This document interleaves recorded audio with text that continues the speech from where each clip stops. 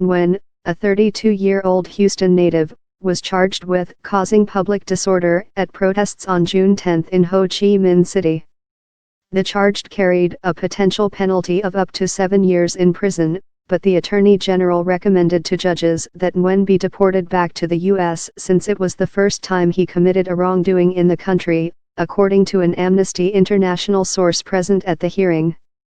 Major update: Will is coming home. Read a post on a Facebook page set up by Nguyen's friends and family to raise awareness of his detention, confirming that he would be returning home.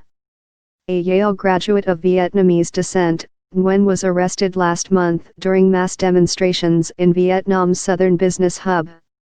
Prompted by fears of Chinese encroachment, thousands of people in cities across Vietnam reportedly flooded the streets in backlash against protest government plans to allow foreign companies long-term leases in the country's special economic zones. The leases would be dominated by investors from China, with which Vietnam has a contentious relationship. Video footage from the June 10 protests shows Nguyen with a bloodied face as a group of plainclothed officers beat and drag him along the road. More than 100 other protesters were arrested in Binh Thuan province, outside Ho Chi Minh City, after storming a government building, according to the New York Times. Freedom of assembly is protected by Vietnam's constitution, but the communist country tolerates little dissent and police often disband protests. According to Human Rights Watch, 2017 was one of the harshest years for dissidents in Vietnam. At least 41 activists were arrested and 24 convicted. This year, at least 26 known activists have been convicted since May. Vietnam has more than 140 political prisoners.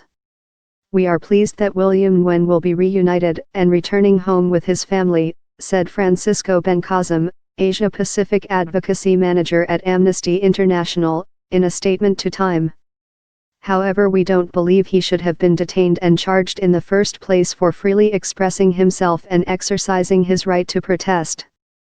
I take great comfort in knowing that my constituent, William Nguyen, will soon be reunited with his family after his harrowing ordeal in Vietnam, read a statement from California Congressman Jimmy Gomez, who led a bipartisan letter with 19 House and Senate members urging Pompeo to secure Nguyen's safe and swift return. The sheer determination and resolve exhibited by the Nguyen family during this traumatic experience was nothing short of inspiring.